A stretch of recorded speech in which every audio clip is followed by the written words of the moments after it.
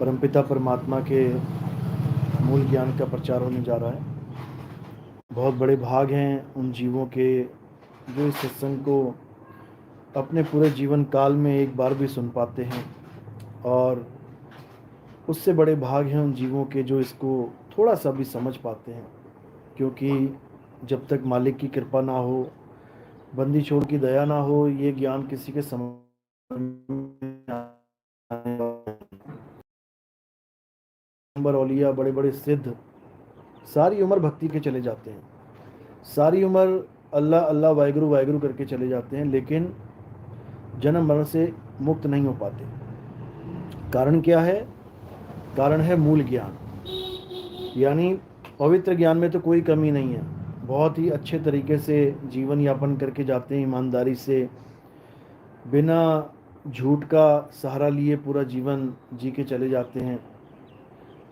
लेकिन कोई कहे कि केवल ईमानदारी से जीवन जीने से मुक्ति हो जाएगी, तो वो संभव नहीं है। हाँ, ईमानदारी से जीवन जीना जरूरी है, इसमें भी कोई शक नहीं है, लेकिन कोई कहे कि केवल ईमानदारी से मुक्ति हो जाएगी, तो ये संभव नहीं है। क्योंकि आजकल बहुत से लोग केवल इसी पे फोकस कर रहे हैं कि आप केवल ईमानदार हो जाइए। ईमानदार तो आप देखेंगे राजा हरिश्चंद्र भी था, जीवन में कभी उसने झूठ नहीं बोला। आज भी उसके नाम की मिसालें दी जाती हैं, उसके नाम से याद किया जाता है सच बोलने वाले को।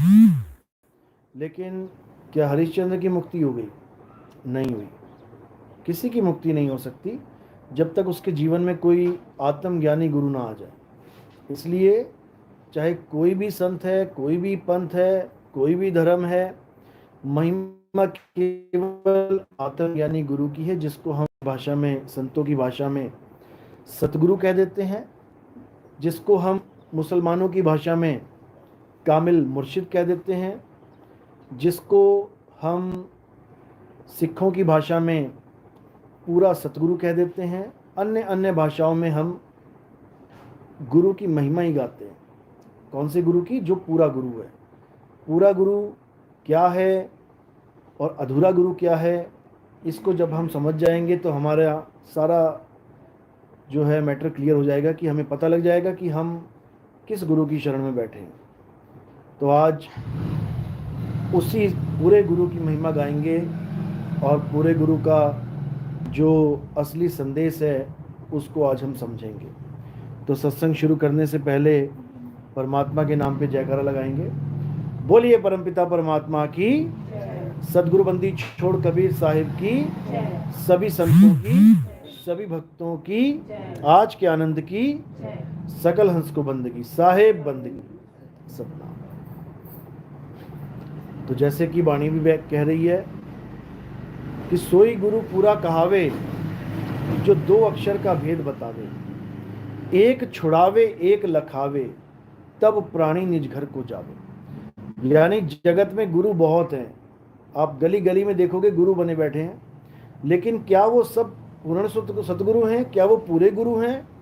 बिल्कुल नहीं। क्योंकि पूर्ण गुरु का एक लक्षण है। क्या लक्षण है? कि सोई गुरु पूरा कहावे, दो अक्षर का भेद बतावे। जो पूरा गुरु होगा वो आपको दो अक्षर का ज्ञान समझाएगा। ये वो दो अक्षर हैं जिसको समझने के बाद दूध का दूध और पानी का पानी हो जाता है, जिसको समझने के बाद सत्य और असत्य का निर्णय हो जाता है। क्योंकि ये दो अक्षरों में से एक अक्षर तो झूठ है और एक अक्षर परम सत्य है। तो जो झूठ अक्षर है वो क्या है? वो इंसानों के द्वारा बनाए गए ये स्वर और व्यंजन रूपी अक्षर हैं। आ आ ई का खा गा चा छा जा टा ठा डा, ये सब अक्षर इंसानों के द्वारा निर्मित हैं। A B C D E F G, ये सब अक्षर, अलिफ बे ते पे, ये सारे अक्षर, उड़ा एड़ा ईड़ी, ये सब अक्षर इंसानों के द्वारा बनाए गए। इंसानों के द्वारा बनाए गए अक्षर असत्य अक्षर कहलाते हैं, झूठ कहलाते हैं। इसीलिए गुरबाणी में सारे नाम लिखने के बाद क्या बोला गया? कृत्रिम नाम कथे तेरे जीबा, और सत्य नाम तेरा परापुर बला।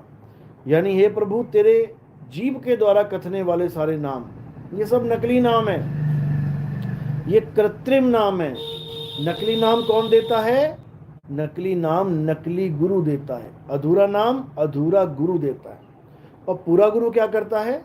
वो सारे अक्षरों को छुड़वा देता है। एक छुड़ाए एक लखाए।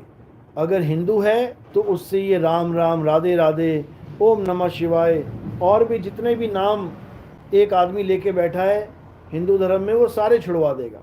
गुरु का काम ही यही है। कोई मुस्लिम नाम दीक्षा लेना चला जाए तो उसके जितने भी नाम हैं, जो भी नाम वो रट रहा है, जप रहा है, वो सब नाम छुड़वा देगा। अल्लाह अल्लाह करना छुड़वा देगा। अल्लाह अल्लाह नहीं करना है, अल्लाह को जानना है, अल्लाह को पाना है। सिखों से वाहिगुरु वाहिगुरु छुड़वा देगा। केवल वाहिगुरु वाहिगुरु नहीं करना है, वाहिगुरु को जानना है, वाहिगुरु है क्या। और ईसाइयों से गॉड गॉड छुड़वा देगा। यानी उसका काम ही असत्य को छुड़वाना है। एक छुड़ाए और एक लखाए। अब ये जो लखाने वाला है, ये क्या वस्तु है? ये हमारी आत्मा है, हमारा आत्म स्वरूप है। इसी आत्म स्वरूप को ना जानने के कारण हम सब जन्म मरण में उलझे पड़े हैं। आज जन्म मरण से मुक्ति की बातें तो बहुत करते हैं लोग, लेकिन उनको जन्म मरण से मुक्ति का जो असली आधार है उसका ख्याल नहीं है, उसके बारे में जानकारी नहीं है। जन्म मरण से मुक्ति केवल कहने का विषय नहीं है कि हम एक आत्मा हैं, हम अजर हैं, अमर हैं, अविनाशी हैं, बस मैंने कह लिया, समझ लिया, हो गया काम। ऐसा नहीं है। इस आत्मा का जो ज्ञान है वो तो ग्रंथों में लिखा ही हुआ है। मैं आँख नहीं हूँ, मैं कान नहीं हूँ, मैं बाल नहीं हूँ, मैं खाल नहीं हूँ, मैं जीभ नहीं हूँ, मैं होठ नहीं हूँ। ये सारा ज्ञान लिखा हुआ है। लेकिन इसको पढ़ने से तुम्हें पता क्या लगा? इसको पढ़ने से तुम्हें वो पता लगा जो तुम नहीं हो। उसको तो तुमने जान लिया। मैं हाथ नहीं, मैं कान नहीं, मैं शरीरों के अंग नहीं, ये तो हमने जान लिया। लेकिन जो मैं हूँ वो इसको लाख बार पढ़ने से भी नहीं जान पाओगे। जैसे कई लोग कहते हैं कि बहुत से ग्रंथों में ये वाणी आती है कि मैं शरीर नहीं हूँ, मैं शरीर नहीं हूँ, मैं शरीर नहीं हूँ। लाख बार बोल लो मैं शरीर नहीं हूँ, लाख बार पढ़ लो मैं शरीर नहीं हूँ। इससे किसी को आत्मा का बोध होने वाला नहीं है।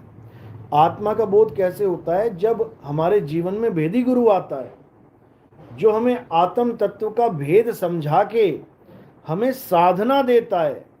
भेद तो सारे समझाने में लग गए सुन सुन के कि आत्मा अजर है, अमर है, अविनाशी है। बच्चा भी बोलने लग गया आज। बच्चे जो पाठ करते हैं, गीता वाचन करते हैं, वो भी आज अपने सत्संगों में बोलने लग गए कि आत्मा अजर अमर अविनाशी है। ठीक है, अच्छी बात है, इतना पता होना चाहिए। बेसिक नॉलेज है, बच्चे को पता होना चाहिए।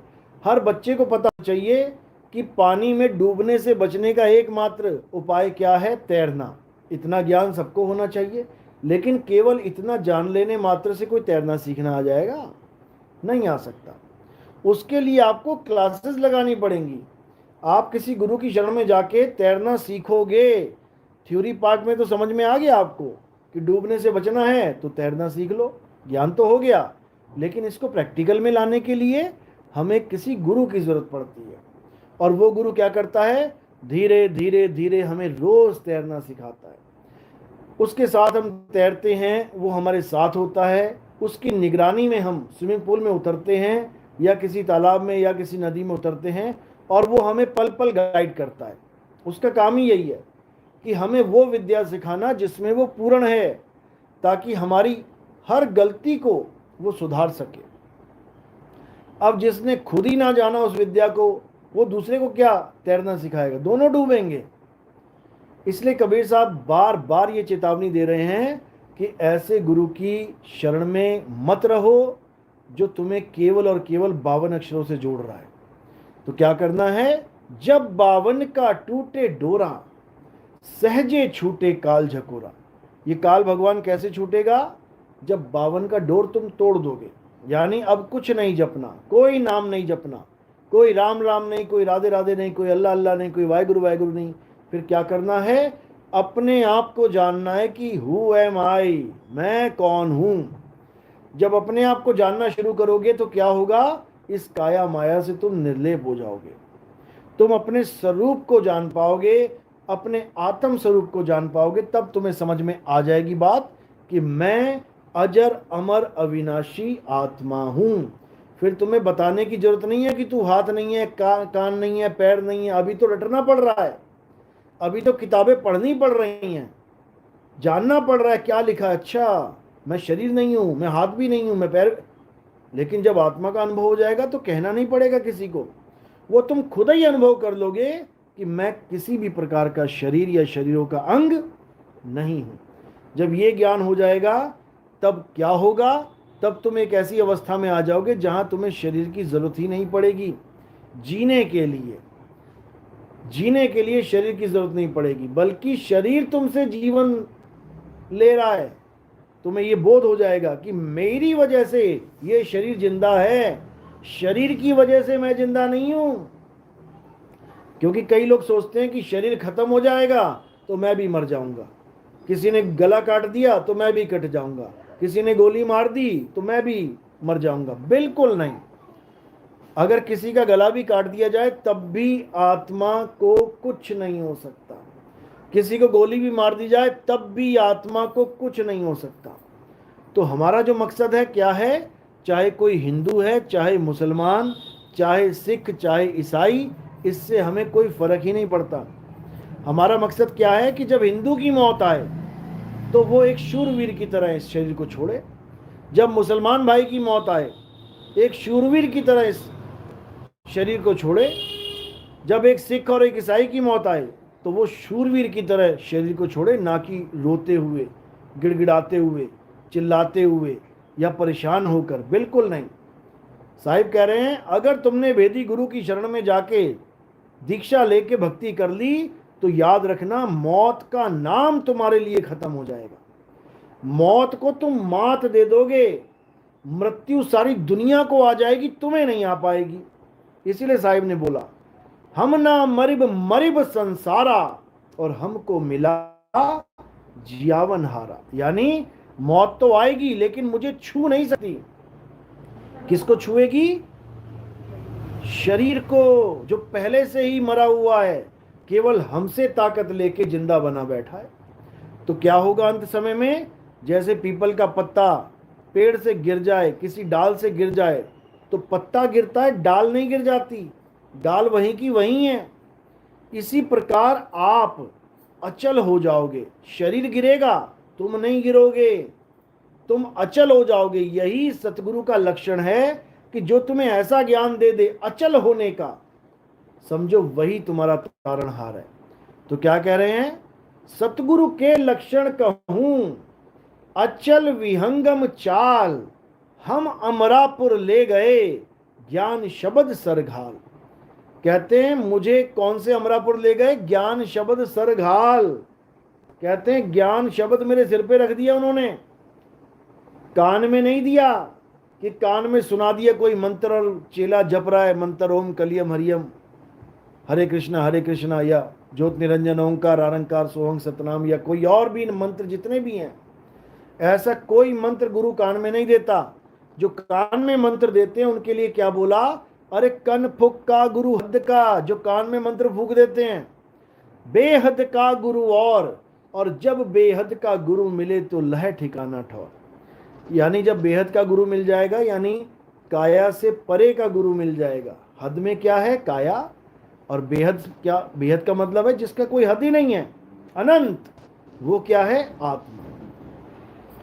आत्मा को समझाने वाला जब गुरु मिल जाएगा तब समझ लो कि अब तुम्हारा कल्याण होगा। अब तुम्हारा बार बार माँ के गर्भ में आना जाना ये सब खत्म हो जाएगा, ये सब फिनिश हो जाएगा, और आप एक ऐसा जीवन जियोगे जिसमें मौत नाम की कोई चीज नहीं होगी। आप अमर हो जाओगे। बचना चाहो काल जाल से चीनो शब्द हमारा, और कहें कबीर अमर कर राखूं। कहते हैं अमर करूंगा सीधे तुम्हें। जो निज होए हमारा, जो मेरा हो गया एक बार, वो सदा सदा के लिए मुक्त हो जाएगा, सदा सदा के लिए अमर हो जाएगा। फिर उसका इस संसार में आना जाना खत्म हो जाएगा। तो कबीर साहब सब जीवों को चिताने के लिए बार बार यही समझा रहे हैं, लेकिन ये जीव बंदी छोड़ सतगुरु कबीर साहब पे भरोसा नहीं कर रहा है। एक पत्थर की मूर्ति पे भरोसा कर रहा है जो गिरने के बाद खुद से उठ ना पाए, उसको भगवान मान लिया। जो खिलाने के बावजूद खा ना पाए, उसको भगवान मान लिया। जो पानी पिलाने के बावजूद पी ना पाए, उसको भगवान मान लिया। लेकिन जो सारी दुनिया को ज्ञान समझा रहा है, जो जन्म मरण से मुक्ति की बात बता रहा है, उसकी बात किसी के समझ में ही नहीं आ रही, बल्कि उसके ऊपर मुसलमान होने का टैग लगा के कि नहीं, ये कबीर तो मुसलमान है, ये तो हिंदुओं से उनके मंदिर छुड़वा देता है, ये तो मूर्ति पूजा का खंडन करता है, ये मुसलमान है। ऐसा प्रचार करके लोगों को भ्रमित किया जाता है, लोगों को भरमाया जाता है। जबकि कबीर साहब, आप देखोगे सबसे ज्यादा राम के ऊपर दोहे बोलने वाले कौन हैं? कबीर साहब ही हैं। राम नाम की लूट है, लूट सके तो लूट, और अंतकाल पछताएगा, प्राण जाएंगे छूट। बताओ कौन सा मुसलमान ये दोहे बोलेगा भाई? कौन सा बोलेगा? राम नाम रटते रहो जब लग घट में प्राण, और कब हूं दीन दयाल के भनक पड़ेगी कान। कौन बोलेगा मुसलमान राम नाम की बात करेगा? असल में कबीर साहब ना तो हिंदू थे और ना मुसलमान। ये बाणी दर्ज है उनकी, हिंदू कहो तो हूं नहीं, और मुसलमान भी नहीं, पांच तत्व का पुतरा गै भी खेले माही। कहते जिस पांच तत्व के पुतले को चलाने वाला कौन है? आत्मा।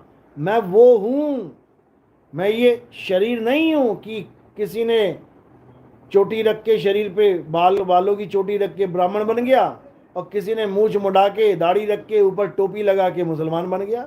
मैं शरीर नहीं हूं कि तुम मुझे हिंदू मुसलमान सिख ईसाई की कैटेगरी में रखो, क्योंकि हिंदू मुसलमान सिख ईसाई कौन हो सकता है? केवल शरीर हो सकता है। आत्मा हिंदू मुस्लिम सिख ईसाई नहीं हो सकती। आत्मा का मतलब ही नहीं है हिंदू मुस्लिम सिख ईसाई होने का। आत्मा तो शब्द स्वरूप है और सबको पावर दे रही है, सबको ताकत दे रही है, बिना पक्षपात किए कि ये हिंदू है इसको ज़्यादा दे दूं, ये मुसलमान है इसको कम दे दूं, ऐसा बिल्कुल नहीं है। सबके शरीरों को ताकत देने वाली आत्मा अजर अमर अविनाशी अखंड अचल अडोल अबोल निरक्षर, वो परमपिता परमात्मा, उसका कोई जात पात कोई भेद नहीं है। साहिब तो जात पात के बिल्कुल खिलाफ बात करते हैं। हम वासी व देश के जहां जात वर्ण कुल नहीं।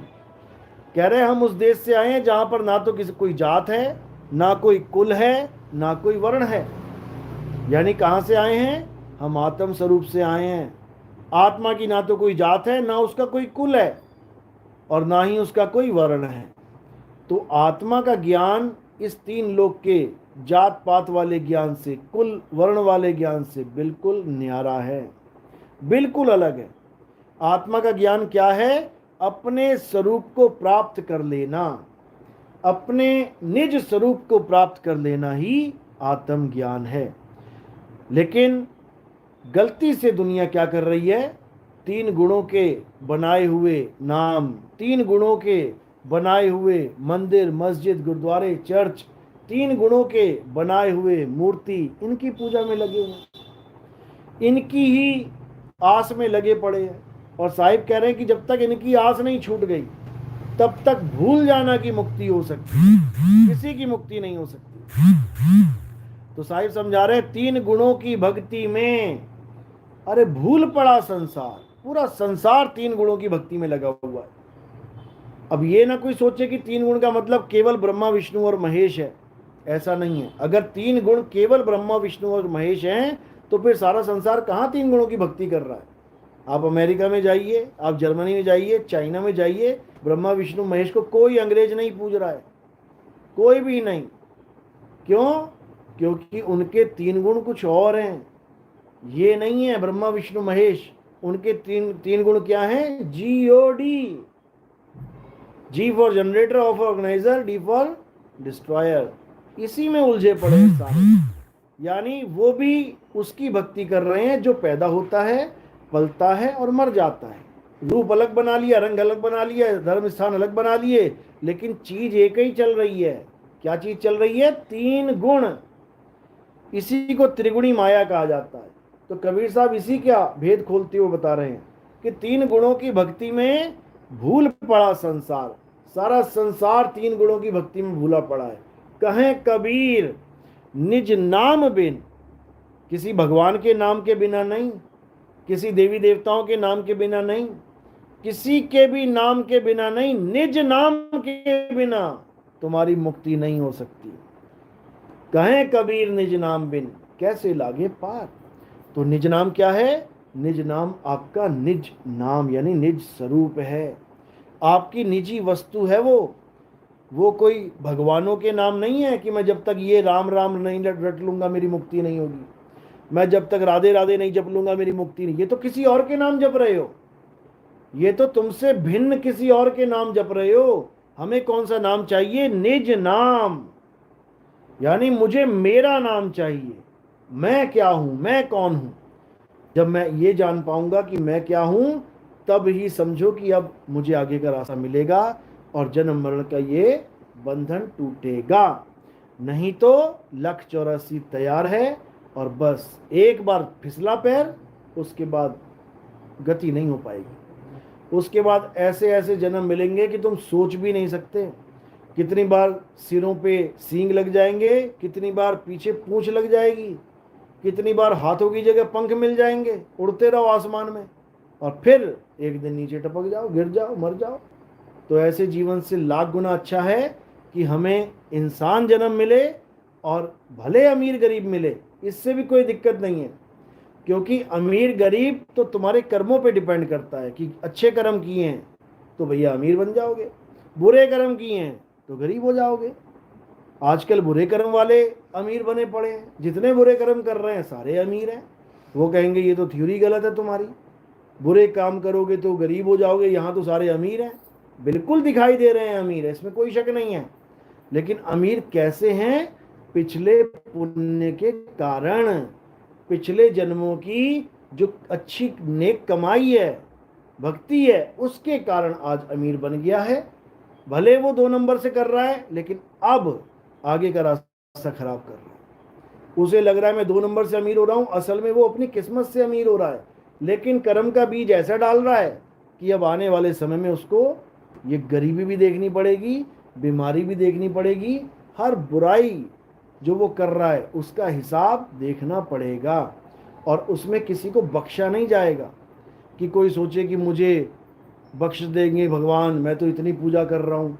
चाहे तुम पूजा करो, चाहे तुम उल्टे हो जाओ, चाहे तुम लेट लेट के मंदिरों में जाओ, जो करोगे सो भरोगे। तो कह रहे हैं कि जब तक कर्म बंधन नहीं कटा, चाहे पुण्य और चाहे पाप हैं दोनों कर्म, लेकिन पाप कर्म ऐसा होता है कि ये आगे का रास्ता रोक देता है। अगर आप केवल पुण्य पुण्य भी कर रहे हो तब भी एक चांस ऐसा है कि आपको उस पुण्य की वजह से कोई ऐसा मार्ग मिल जाए, कोई ऐसा रास्ता मिल जाए कि आप किसी भी पंथ में, किसी भी गुरु की शरण में लग जाएं। ऐसा भी हो सकता है। लेकिन सतगुरु मिल जाए, ये किसी पाप और पुण्य की वजह से संभव नहीं।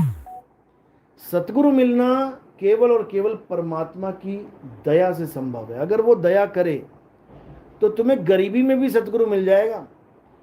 असल में उसका नाम है ही गरीब नवाज, यानी जो गरीबों को नवाज दे। क्योंकि गरीब हर जगह धक्के खा रहा है, गरीब हर जगह निंदा सह रहा है, हर जगह बदनामी सह रहा है, हर जगह उसकी थू थू होती है। कहीं 4 लोगों में खड़ा होकर अपनी राय तक नहीं दे सकता।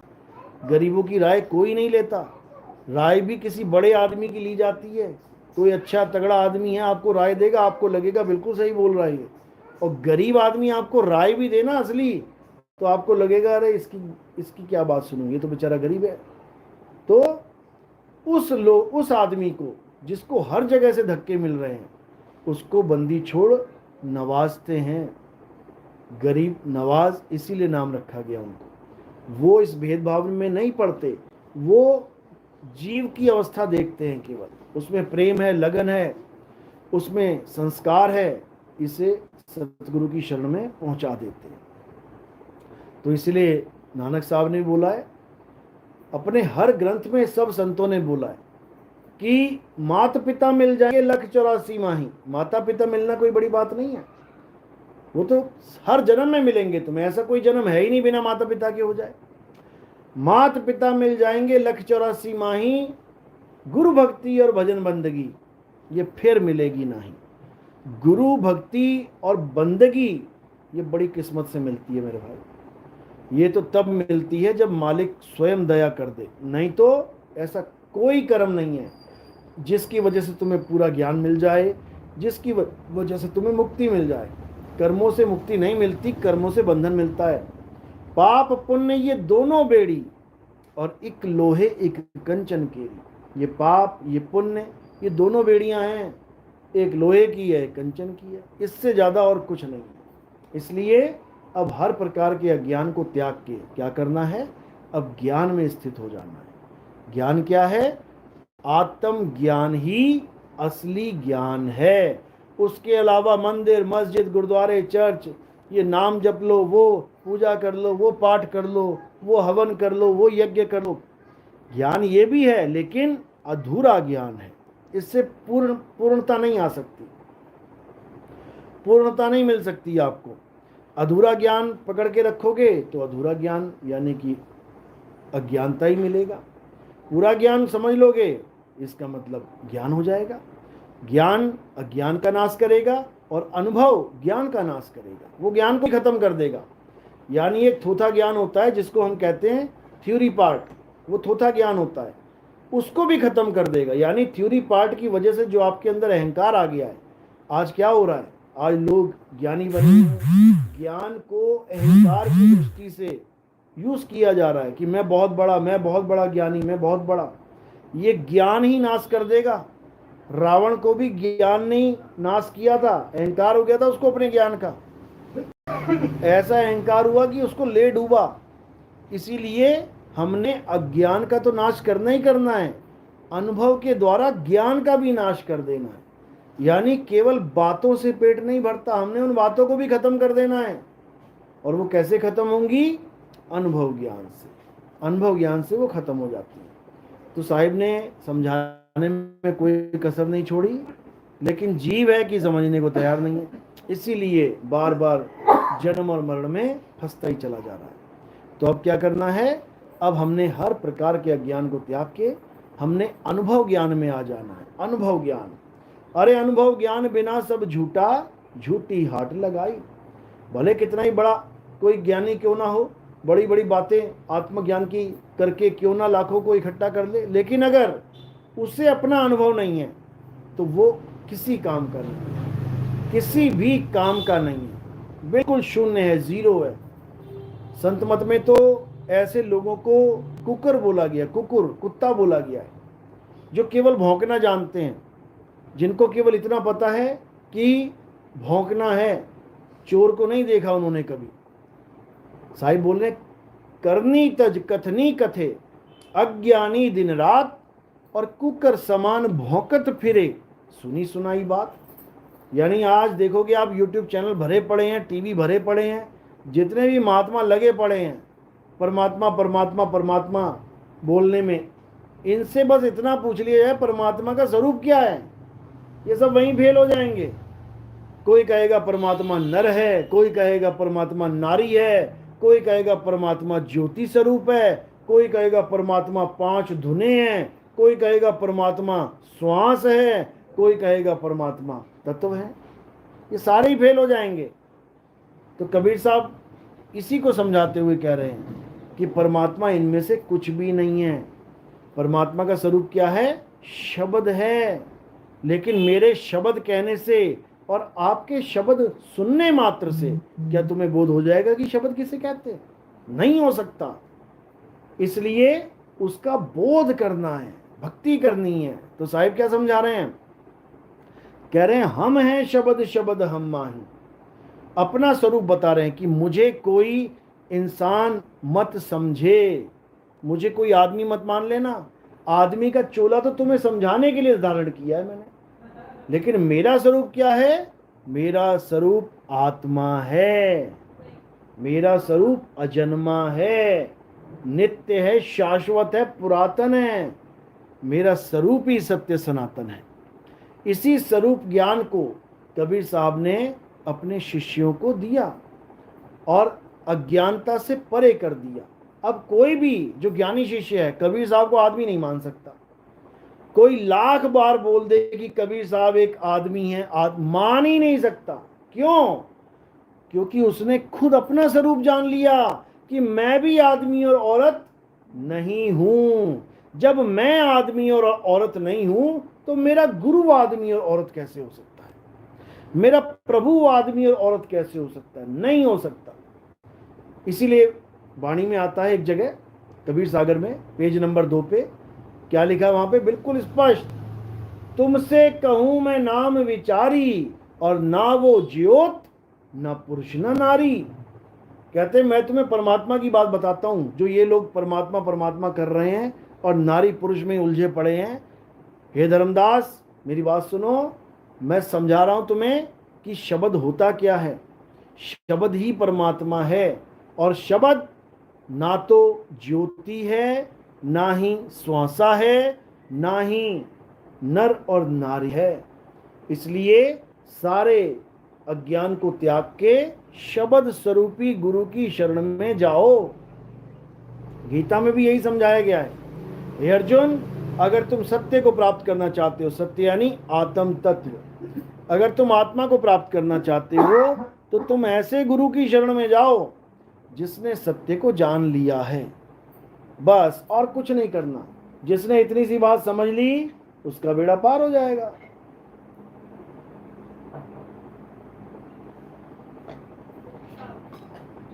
तो साहिब समझा रहे हैं, हम हैं शब्द, शब्द हम माही, हमसे भिन्न और कछु नाही। शब्द न बिन से देही, और कहें कबीर हम शब्द सनेही।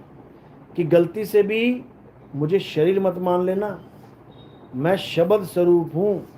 लेकिन अज्ञानता में इस जीव ने इतने शब्द बना दिए, इतने शब्द बना दिए, करोड़ों नाम बना दिए और उसी को परमात्मा मान के बैठ गया। अभी कोई कहे कि परमात्मा पाने के लिए नाम को त्यागना पड़ेगा, एकदम आंखें खुल जाएंगी उसकी। क्या बात कर रहे हो? परमात्मा का नाम छोड़ के परमात्मा मिल सकता है क्या? ऐसा भी हो सकता है? सबके दिमाग में यही सवाल गूंज जाएगा।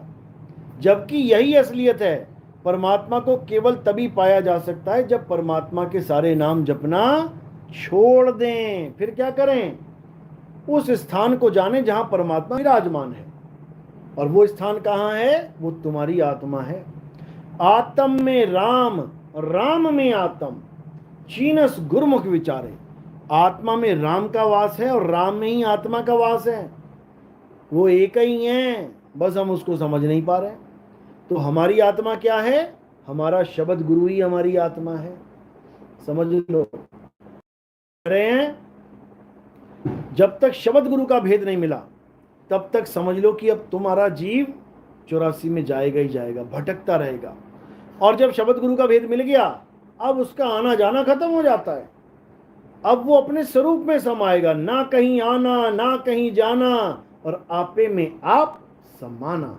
जब ऐसा गुरु मिल गया आपे में आप समाने वाला, उसके बाद कहीं जाने की जरूरत नहीं है। यही असली ज्ञान है। इसके अलावा और दुनिया में ऐसा कोई ज्ञान नहीं है जिससे आप शब्द में समा सको। जाप वाले गुरु मिल जाएंगे, अजपा जाप वाले मिल जाएंगे, अनहद नाद वाले गुरुजी मिल जाएंगे, लेकिन सूरत को शब्द में समाने वाले गुरुजी नहीं मिलेंगे। इसीलिए साहिब ने बोला ना, जाप मरे अजपा मरे अनहद भी मर जाए, और सूरत समाए शब्द में वाको काल ना खाए। ये क्यों नहीं बोला कि सूरत समाए सतलोक में, सूरत समाए अलग लोक में, सूरत समाए अनामी लोक में, वाको काल ना खाए? ऐसा भी बोल सकते थे, लेकिन ऐसा नहीं बोला। उन्होंने क्या बोला? सूरत समाए शब्द में वाको काल ना खाए, क्योंकि शब्द ही असली सतलोक है। वो नकली वाला नहीं जिसमें सोने के पहाड़ दूध की नदियां हैं, वो सब नकली माल है। असली सतलोक क्या है? तुम्हारा शब्द स्वरूप गुरु ही असली सतलोक है, उसी को बोला गया है, उसी में सूरत को समाना है। उसी में एक बार सूरत समा जाएगी तो समझो कि अपने परमात्मा के चरणों में लीन हो गई, अब उसे कोई पकड़ नहीं सकता। बस इतनी सी बात समझ ली, इतनी सी बात समझ ली, समझ लो पक्के सनातनी बन जाओ बस। तो गुरु क्या करता है? गुरु नकली नामों से बचाता है और असली नाम से जोड़ देता है। एक छुड़ाए एक लखाए। किसको छुड़ाए? 52 छुड़ाए। गुरु ग्रंथ साहब में कितनी अच्छी बाणी दर्ज है। कह रहे हैं 52 अक्षर जोरे आन। ये हिंदू, ये मुस्लिम, ये सिख, ये ईसाई, इनके जितने ग्रंथ हैं देखो क्या है उसमें, 52 अक्षरों को जोड़ा तोड़ा गया है। 52 अक्षरों के द्वारा ग्रंथ लिखे गए हैं। उसी ग्रंथों में से कोई ना कोई नाम उठा के भगत जप रहा है। हिंदू है तो राम जप लेगा, क्यों? रामायण में राम लिखा हुआ है। मुसलमान है अल्लाह अल्लाह जपने लग जाएगा, क्यों? क्योंकि कुरान में अल्लाह लिखा हुआ है। सिख है वाहिगुरु वाहिगुरु जपने लग जाएगा, क्यों? क्योंकि उसको गुरु ग्रंथ साहब से नाम मिल गया। तो इसी प्रकार हर इंसान 52 को जोड़ तोड़ के अपने अपने नाम बना के बैठ गया। अपने भगवानों के नाम खुद ही बनाना रखने शुरू कर दिए। जबकि नाम कौन रखता है? खुद सोचो, नाम कौन रखता है? बड़ा आदमी छोटे बच्चे का नाम रखता है। यानी जो बड़ा है वो नाम रखेगा किसका? जिसका नाम रखा गया उसका। वो छोटा हो गया। यहां पर इंसान ने सारे नाम भगवान के रखे हैं, यानी भगवान छोटा हो गया और इंसान बड़ा हो गया। इंसान नामकरण कर रहा है भगवानों का। बताओ, भगवान वो है जो जब था तब एक भी इंसान नहीं था। जब भगवान था, जब परमात्मा था, एक भी इंसान नहीं था, तब उसका क्या नाम था? जब कोई इंसान नहीं था तो उसका नाम रखने वाला कौन था? परमात्मा कहते हैं आदि सच, जुगाद सच, है भी सच, नानक होसी भी सच। परमात्मा शुरू से था, अभी है और सदा रहेगा। तो जो परमात्मा शुरू से था, तब कोई 184 जून नहीं थी, कोई दुनिया नहीं थी, कोई इंसान नहीं था, तब उसका नाम क्या था? वो नाम जानने पर मुक्ति होगी। ये 52 अक्षरी नाम जानने पे मुक्ति नहीं होगी जो परमात्मा की दुनिया में इंसान पैदा होने के बाद रख के बैठ गया है। करोड़ों नाम रख दिए इसने, लेकिन साहिब ने एक ही साखी में सारे करोड़ों के करोड़ों नाम काट दिए। क्या कह रहे हैं? अरे कोटि नाम संसार में, इनसे मुक्ति ना होए। खेल खत्म हो गया सबका। हिंदुओं के राम राम, राधे राधे, ओम नमः शिवाय वालों का खेल खत्म। मुसलमानों के अल्लाह अल्लाह, रब रब करने वालों के, कलमा पढ़ने वालों के, नमाज पढ़ने वालों के खेल खत्म। 52 अक्षर का ही खेल है।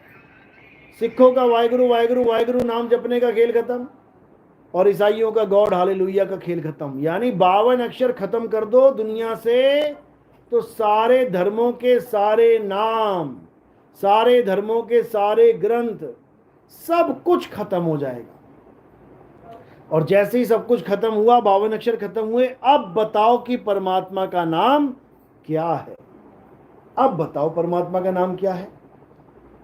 क्योंकि ये 52 अक्षरी नकली नाम उस परमात्मा का नाम नहीं है। परमात्मा का नाम क्या है? सतनाम। लेकिन ये वाला सतनाम नहीं जो मैंने बोल दिया है, सतनाम, ये भी हमने रखा है गुण के आधार पे। क्यों सतनाम क्यों रखा? क्योंकि परमात्मा सत्य है, वो सत्य है, इसलिए उसका नाम सतनाम रख दिया गया। जैसे कोई काला बच्चा पैदा हो जाए घर में तो क्या बोल देते हैं उसको? कालू, ए कालिया। कोई बहुत गोरा बच्चा पैदा हो जाए तो उसका नाम गोरा रख देते हैं। अगर भूरी आंखों वाला कोई लड़का बच्चा पैदा हो जाए तो उसका नाम भूरा ही रख देते हैं, बिल्ला रख देते हैं उसका नाम, क्यों? बिल्ली आंखें हैं उसकी।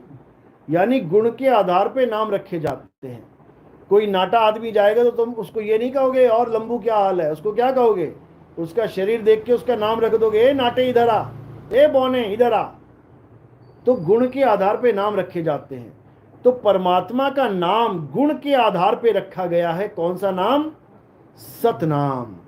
इसी सतनाम को जानना हमारे जीवन का परम लक्ष्य है। बिना सतनाम के किसी की मुक्ति नहीं हो सकती। इसीलिए बाबा नानक ने बार बार सतनाम वाहेगुरु का जाप किया। जाप मतलब ऐसे नहीं कि वो जाप किया, चलते चलते बोलते थे वो, जीवों को जगाने के लिए कि सतनाम को जानो, सतनाम को जानो। और जब जीव जाता था वहां पर बाबा जी सतनाम क्या है, तो उसका ये सारा छुड़वा देते थे बाबा नक्शा। तब वो बताते थे कि अखा वाजो वेखना बिन कन्नी सुनना। जो असली सतनाम है वो आंखों से देखा नहीं जा सकता, कानों से सुना नहीं जा सकता। अखी वाजो वेखना बिन कन्नी सुनना, पैरा वाजो चलना, उस तक पैरों के द्वारा नहीं जाया जा सकता। बिन हथी करना, उसकी पूजा इन हाथों से नहीं की जा सकती। जीबा वाजो बोलना, इस जीव से उसको नहीं बोला जा सकता, जीव के बिना वो बोल ही रहा है, वो बोलता राम ही है, लेकिन उसका भेद ना पता होने के कारण उसको लोग सुन समझ लेते हैं, उसको मौन समझ लेते हैं। बाबा मौन ही हो जाते हैं, कहते हैं परमात्मा भी मौन है, हम भी मौन हो जाएं, परमात्मा भी सुन्न है, हम भी सुन्न हो जाएं। ऐसा नहीं है भाई, परमात्मा सुन्न उन्न नहीं है, परमात्मा अखंड अखंड नाद है, जिसके लिए कबीर साहब ने बोला, नाम अखंड और सब खंडा, सार शब्द गर्जे ब्रह्मंडा। यानी वो गर्जना कर रहा है, ऐसी गर्जना कर रहा है, तुमने एक बार उसकी गर्जना सुन ली ना, तुम्हारी हालत खराब हो जाएगी कि बाप रे बाप, ऐसा भी कोई शब्द होता है, ऐसा भी कोई आवाज होती है, दिव्य आवाज जिसको कहते हैं, जिसको सुनने मात्र से तुम्हारा रोम रोम ऐसा पुलकित हो जाएगा, तुम्हें शरीर तक का होश नहीं रहेगा कि शरीर होता क्या है। ऐसे आनंद में आ जाओगे जिसको सत्य चित्त आनंद कहते हैं। सत्य के साथ चित्त जुड़ जाएगा और परम आनंद की अनुभूति होगी। वही शब्द गुरु का असली स्वरूप है। यानी दिव्य आवाज, वो दिव्य वाणी जिसके द्वारा तुम्हारी काया पलट होगी, काया का खेल ही खत्म हो जाएगा। तो साहिब उसी अखंड नाद को परमात्मा कहते हैं। गरीबदास जी ने भी उसको धुन के रूप में समझाया, कोई है रे परले पार का, जो भेद कहे झनकार का। यानी भेद किसका बताना है? उस परमपिता परमात्मा का, उसका स्वरूप बता रहे हैं वो, कि उसका स्वरूप क्या है जान लो। ये मंत्र जंतर देने वाले को भेदी मत समझ लेना, ये भेदी वेदी नहीं है, ये जपी तपी सन्यासी हैं। तो गरीबदास जी कह रहे हैं, कोई है रे परले पार का, जो भेद कहे झनकार का। अब ये झनकार क्या है? ये झनकार ही परमपिता परमात्मा है, लेकिन ये तब समझ में आएगी जब उसके साथ जुड़ोगे, तब समझ में आएगी। तो साहिब क्या कह रहे हैं? कह रहे हैं शब्द विहंगम चाल हमारी, उससे जुड़ने का तरीका भी बता दिया। कैसे? विहंगम चाल से। शब्द विहंगम चाल हमारी, कहें कबीर सतगुर दई तारी। खुले कपाट शब्द झनकारी, आगे ना झनकारी। तो कह रहे हैं दरवाजा खुलते ही, जैसे दरवाजा खोलते ही हमें हमारे पिताजी का दीदार होता है। पिताजी घर पे आए, नॉक नॉक किया, दरवाजा खड़खड़ाया, आप भागे गए, जैसे दरवाजा खोला सामने कौन है? पिताजी। इसी प्रकार पिताजी का स्वरूप बताते हुए कबीर साहब क्या कह रहे हैं? खुले कपाट शब्द झनकारी। जैसे ही दरवाजा खुलेगा तो तुम्हें वहां जो पिता मिलेगा, किस रूप में मिलेगा? शब्द झनकारी। पिंड अंड के पार सो देश हमारा है, कर नैनो दीदार महल में प्यारा है। इसी को हमारे दीवान जौहरपति साहिब ने बोला, रुंझुन सार शब्द झनकारा, और पावेगा कोई संत प्यारा। कहते हैं झनकार यानी परमात्मा की वो दिव्य आवाज, दिव्य वाणी, उसको कोई बिरला संत प्राप्त कर पाएगा, सबके बस की बात नहीं है। इसलिए अब क्या करना है? अब केवल और केवल अपने आत्म स्वरूप पे कंसंट्रेट करना है, और बाकी सब भूल जाओ, हर चीज को किनारे कर दो। ये माया में जितना भी जगत में माया दिख रही है, सबको किनारे कर दो, और केवल वो काम कर लो जो गुरु ने बताया है। बस अपने ध्यान को, अपनी सूरत को उस शब्द में स्थिर कर लो, तब काम बन जाएगा। नहीं तो गगन में अगिया लागी बड़ी भारी। ऐसी आग लगी है गगन में कि बड़े बड़े बच नहीं पाए। गगन में अगिया लाग बड़ी भारी। अरे ब्रह्मा जल गए, विष्णु जल गए शिव त्रिपुरारी, राम भी जल गए, लक्ष्मण जल गए किशन मुरारी। गगन में अगिया लागी बड़ी भारी। चंदा जर गए, सूरज जर गए, 9 लाख तारा जारी। कहें कबीर सोई जन बच गए। कौन बच गए? जिन शब्द में सुरत संभारी। गगन में अगिया लागी बड़ी भारी। गगन क्या है? ये गगन है, इसके अंदर आग लगी हुई है। कौन सी आग लगी है? जब तुम किसी ऐसे गुरु की शरण में जाओगे जो तुम्हें इंगला पिंगला सुषमना से इस काया में एंट्री करवा देगा, तब जैसे ही तुम इंगला पिंगला सुषमना से जाओगे, यहां पर तुम्हें एक बहुत बड़ी क्या मिलेगी? ज्योत मिलेगी। ज्योत का क्या स्वरूप होता है? किससे बनती है? अग्नि से। आग से ही तो ज्योत जलाओगे। तो कह रहे हैं इसमें जो चला गया उसकी हालत खराब हो गई, वो जल गया इस ज्योत में। जैसे एक पतंगा, आप अंधेरे में ज्योत जला दो, भी देखो आंखें बंद करो, सबको अंधेरा लगेगा। अब इस अंधेरे में एक ज्योत जग रही है। जैसे तुम अंधेरे में कमरे में एक ज्योत जगा दो, अब वो पतंगा कहीं पर भी हो, वो सीधे आके ज्योत में छलांग मार देगा। यानी ज्योत उसकी मौत का कारण बन गई। इसी प्रकार जो तुम्हारी ज्योत यहां जग रही है, जिसका नाम है अलाख निरंजन, जिसका नाम है ज्योत निरंजन, लिया था ना राधा स्वामी से नाम, ज्योत निरंजन, यही है वो ज्योत निरंजन। तो इसी ज्योत में सब जल गए, सब A to Z, एक भी ना बचा। कौन बचा? कहें कबीर सोई जन बच गए, जिन शब्द में सुरत संभारी। ये लोग ज्योत में सुरत को संभाल रहे हैं, ये ज्योत का दर्शन सुरत को करवा रहे हैं, इसलिए ये मारे जा रहे हैं। और कबीर साहब शब्द का सिमरन सुरत से करवा रहे हैं। तो जिसका सिमरन करोगे उसी में जाके समाओगे। बिल्कुल सिंपल, जिसका सिमरन करोगे उसी में समाओगे, कोई रोक नहीं सकता। साहिब समझा रहे हैं, जैसे स्वान कांच मंदिर में भ्रमते भूख मरे हो, और कहें कबीर नलनी के सुगना तो हे कौन पकड़े हो। कह रहे तुझे कौन पकड़ सकता है? हजारों बेड़ियां लगा दो तुम्हारे, तब भी तुम्हारी सूरत को कोई नहीं रोक सकता। अभी बैठे बैठे घुमाओ कहीं पे, सूरत घुमा दो 3 लोक में, रोक लेगा कोई? नहीं रोक सकता। और जहां सूरत घूमेगी वहीं उसका वास हो जाएगा, जिधर जाएगी वहां उसका वास हो जाएगा। तो जब तुम्हारा वास शब्द के साथ जोड़ दिया गया, अब तुम्हें कोई रोक नहीं सकता। कह रहे ना, कहें कबीर सुनो भाई साधो, सतगुरु नाम ठिकाना है और रहना नहीं देश बेगाना है। जब देश को बेगाना ही बता दिया बंदी छोड़ने की, ये बेगाना है छोड़ से, अब तुम्हारी सूरत वापस नहीं आएगी।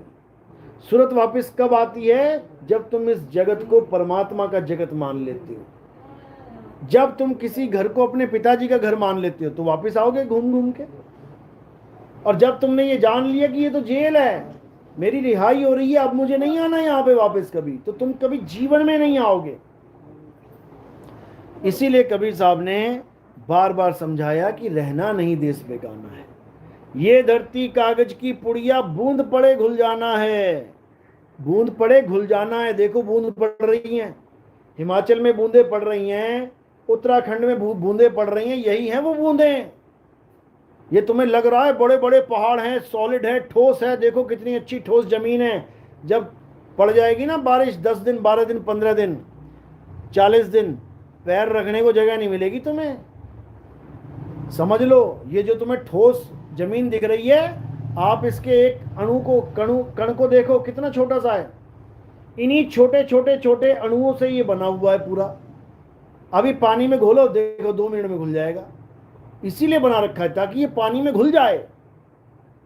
महाविनाश कब होता है, महाप्रलय कब होती है? जब 40 दिन बारिश होती है। ग्रंथों में दर्ज है ये, 40 दिन बारिश हो गई, महाप्रलय हो जाती है, खेल खत्म हो जाता है सबका। तो ये मिट्टी कहाँ मिल जाएगी? पानी में मिल जाएगी, तुम्हें पैर रखने को जगह ना मिलेगी कहीं। आज गांव के गांव डूब रहे हैं, पूरे पूरे मकान जो तुमने मेहनत से बनाए हैं, जो जोतें जला जला के मंदिरों में मन्नतें मांग मांग, हे भगवान मेरा मकान बन जाए, हे प्रभु मेरी नौकरी लग जाए, हे प्रभु घर में पैसा आने लग जाए, सब कुछ आ गया, मकान भी बन गया। उसके बाद प्रभु ने ऐसी लीला चलाई कि पानी पानी हुआ पड़ा है, सारे बड़े बड़े मकान पानी के अंदर ठा करके गिर जा रहे हैं। रोके जरा, सारे मकान सारे मंदिर सब धसे चले जा रहे हैं। अभी कौन सा मंदिर था जिसमें 22 लोग बचने के लिए बिहार में छुपे, मंदिर ही धस गया पूरा, बंदे भी मर गए और जो मूर्तियां हैं वो भी नीचे धस गई, कोई नहीं बच पा रहा है। बुलाओ जरा अपने अपने भगवानों को जिनकी आज तक तुमने पूजा करी, कुछ नहीं दे रहे वो तुम्हें, कुछ भी नहीं दे रहे, और तुम ये सोच के पूजा करते रहे मुझे सुख मिलेगा, मेरी शांति आ जाएगी घर में, परिवार खुश रहेगा। लो तबाही आ रही है, वो रोक के दिखाए कोई? कोई नहीं रोक सकता। लोग इसी डर से पूजा करते हैं कि हमें हमेशा सुख मिले। तो भैया तुम्हें हमेशा सुख मिलेगा, फिर दुख किससे मिलेगा? कर्म करो तुम ऐसे और कहो तुम्हें दुखी ना मिले पूजा करके, ऐसा नहीं हो सकता। तो ये जितने भी देवी देवताओं की पूजा चल रही है केवल डर के कारण है। ऐसा नहीं कि कबीरपंथी नहीं मरेगा, कबीरपंथी भी मरेगा, कबीर साहब का असली ज्ञान रखने वाला भी मरेगा, लेकिन वो ऐसा मरेगा कि फिर दोबारा नहीं मरेगा। और ये ऐसे मरेंगे कि बार बार मरेंगे। दोनों में फर्क ये है। कबीरपंथी कैसे मरेगा? अरे मरता मरता जग मुआ, मरना जाने ना कोई, ऐसी मरनी जो मरे बहुर न मरना होए। कबीरपंथी ऐसी मरनी मरेगा कि दोबारा नहीं मरेगा जीवन में कभी। लेकिन अज्ञानी जीव ऐसे मरेगा कि बार बार मरना पड़ेगा। क्यों? क्योंकि बार बार जन्मना पड़ेगा, जन्म लेना ही पड़ेगा। ऐसा हो नहीं सकता जन्म ना मिले, क्योंकि अभी भी तो जन्म लेके आया है। ना लेता ये तुम्हारे कहने से तुम्हें जन्म मिल रहा है क्या? ये प्राकृतिक सिस्टम बना हुआ है। जो शरीर छोड़ेगा उसको नया शरीर मिलेगा, जो शरीर नया मिलेगा वो एक दिन छोड़ के जाएगा। ये एक सिस्टम बना हुआ है, इसमें तुम इंटरफेयर कर ही नहीं सकते। हाँ, तुम इस खेल में से बाहर निकल सकते हो। एक रामलीला चल रही है, रामलीला के सारे पात्र हैं, वही बोला जा रहा है रामलीला में जो बुलवाया जा रहा है। अगर राम ने बोल दिया सीता को कि मुझे तुझे नहीं रखना, भले गर्भवती है तू चली जा, तो बदल नहीं सकता उस पार्ट को कोई। इतना समझ लो। यानी रामलीला में तुम कुछ नहीं कर सकते, तुम्हारे बस में कुछ है ही नहीं। बस तुम एक काम कर सकते हो। क्या कर सकते हो? रामलीला में पार्ट लेने से ही मना कर दो। मुझे नहीं बनना भैया राम, मुझे नहीं बनना रावण, मुझे नहीं बनना हनुमान, मुझे नहीं बनना सीता, मुझे नहीं बनना कैकई, मुझे कोई पार्ट नहीं लेना। आप बताओ क्या करोगे? अब कौन तुमसे पार्ट बुलवाएगा? तो उसका एक ही फॉर्मूला है। क्या फॉर्मूला है? कि तुम नकली वस्त्र उतार दो। जो तुम रावण बने बैठे हो, हा हा हा कर रहे हो, उतारो उसको, कपड़ों को सारे। जो तुम राम बने बैठे हो, पीले वस्त्र धारण करके धनुष बाण पकड़ के, हटाओ उस धनुष बाण को, उतारो कपड़े। जो तुम हनुमान बने बैठे हो, जो तुम सीता बनी बैठी हो, उतारो कपड़े। उसके बाद अपने मूल स्वरूप में आ जाओ। जो रामलीला में कपड़े मिलते हैं उन कपड़ों को उतार दो। उन कपड़ों की वजह से ही लोग तुम्हें राम, तुम्हें श्याम, तुम्हें हनुमान कह रहे हैं। रावण के कपड़े पहन के, रावण की बड़ी बड़ी मूछें लगा के, तलवार लेके जब तुम आ रहे तभी तो लोग कह रहे हैं ना कि रावण आ गया। कपड़ों की वजह से पहचाने जा रहे हो। और कपड़े उतार दो, अपने स्वरूप में आ जाओ। अब तुम्हें कोई देख ही नहीं सकता, तो पहचानना तो बहुत दूर की बात है। तुम्हें कोई देख नहीं सकता क्योंकि अखा वाजो वेखना, वो आंखों के बिना दिखाई देता है। इन आंखों से कोई नहीं देख सकता। तो क्या करना है? अब इन नकली कपड़ों को उतार देना है, रामलीला खत्म करनी है और अपने असली स्वरूप में आ जाना है। बस जिसने ये काम कर लिया उसका जन्म मरण का खेल खत्म। उसको वापस इस रामलीला में नहीं आना पड़ेगा। बात समझ में आ रही है? चलो, तो आज का सत्संग यही समाप्त करते हैं। बोलिए परमपिता परमात्मा की सदा ही जय हो। साहिब बंदगी सतनाम, जय सतनाम।